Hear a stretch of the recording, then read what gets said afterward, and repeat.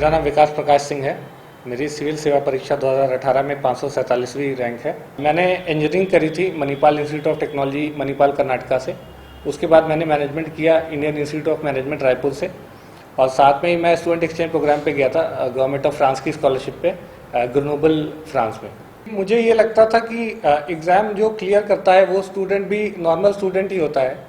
हर कोई का academic background भी बहुत अच्छा नहीं होता है, और सबके 10th 12th ग्रेजुएशन में मार्क्स भी बहुत अच्छे नहीं होते हैं।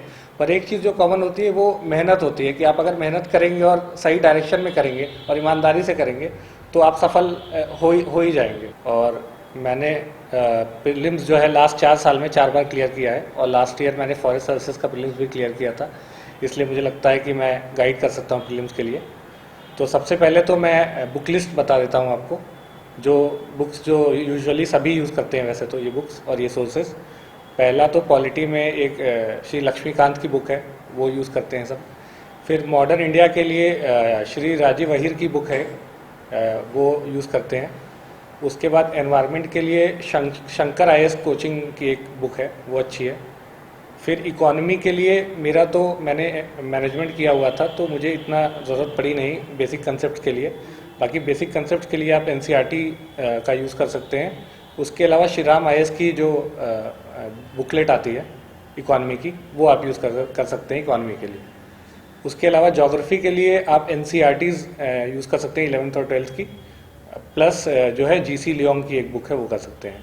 उसके अलावा मैप्स के लिए तो कोई एक अच्छी आप एटलस ले लें और घर में एक मैप्स लगा लें 3-4, वो कर सकते हैं।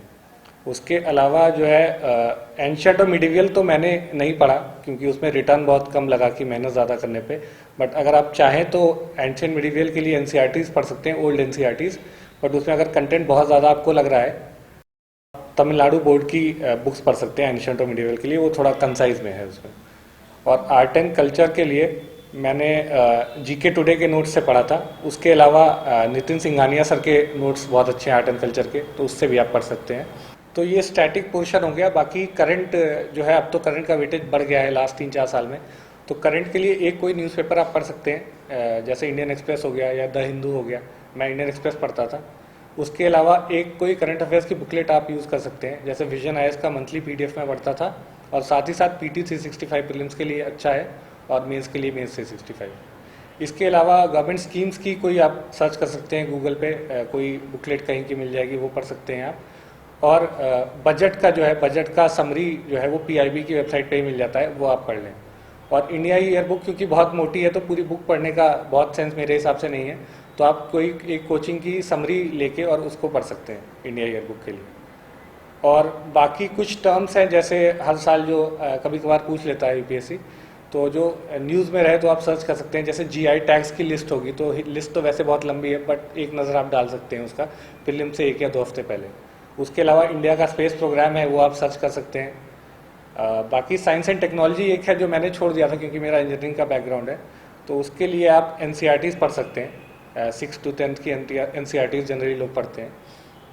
इसके अलावा टेस्ट सीरीज़ जो है वो बहुत इंपॉर्टेंट है, क्योंकि टेस्ट सीरीज़ से बहुत सारे फ़ायदे ये हैं। पहला तो फ़ायदा ये है कि आपको ये पता लगेगा कि आपका कौन से एरिया वीक है, तो उस पर आप वर्क कर सकते हैं। दूसरा ये है कि जैसे एग्ज़ाम में जो पेपर आता है प्रीलिम्स में, वो ऐसा आता है कि सब कुछ तो नहीं पता होता है, तो गेस वर्क काफ़ी करना होता है। तो आप उससे आइडिया लगा सकते हैं टेस्ट सीरीज में कि आपका गेस वर्क कितना सही हो रहा है।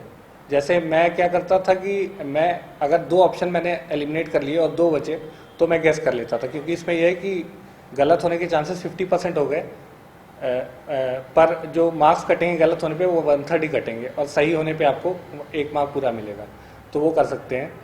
और दूसरा ये है कि आपको ये भी आइडिया लगेगा कि आपको अटेम्प्ट कितने क्वेश्चंस करने हैं।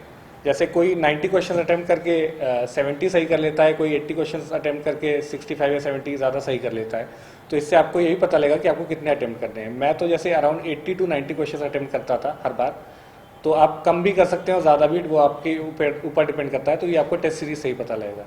तो टेस्ट सीरीज़ आप कोई ओपन टेस्ट बहुत सारे होते हैं, उसका आप फ़ायदा लीजिए क्योंकि वो फ्री ऑफ कॉस्ट होते हैं और वो ऑनलाइन होते हैं, तो आप कहीं से भी कर सकते हैं। तो ओपन टेस्ट आप यूज़ करें उसको। और बाकी पेड टेस्ट सीरीज़ लेना चाहते हैं तो ऑनलाइन टेस्ट सीरीज़ बहुत सारे कोचिंग्स की अवेलेबल हैं, तो उसमें से कोई एक आप ले सकते हैं। कम से कम ये इंश्योर करें कि अगर आपका पहला प्रीलिम्स का अटेम्प्ट है और आपने इससे पहले क्लियर नहीं किया है प्रीलिम्स, तो 10 से 15 टेस्ट तो आप फुल टेस्ट तो एटलीस्ट दे ही दें, बाकी पार्ट टेस्ट भी दे सकते हैं, उसमें आपको एरिया स्पेसिफिक भी अंदाज़ा लगेगा।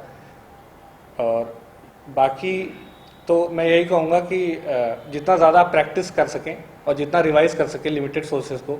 स्टैटिक पोर्शन में तो कुछ एक्स्ट्रा पढ़ने की जो मैंने बताया उसके ज़्यादा ज़रूरत मेरे हिसाब से तो नहीं है, क्योंकि सब कोई वही हर कोई पढ़ के जाता है और उसी में से आता है।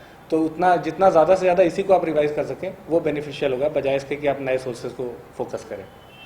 तो ये गाइडेंस मेरा प्रीलिम्स का इतना ही रहेगा। बाकी मैं दिल्ली नॉलेज ट्रैक को भी धन्यवाद देना चाहूँगा कि मैंने इनके वीडियो से भी काफ़ी हेल्प मिली थी मुझे गाइडेंस में, तो मैं एक आगे बढ़ाना चाहता हूँ ये इसी कड़ी में। धन्यवाद।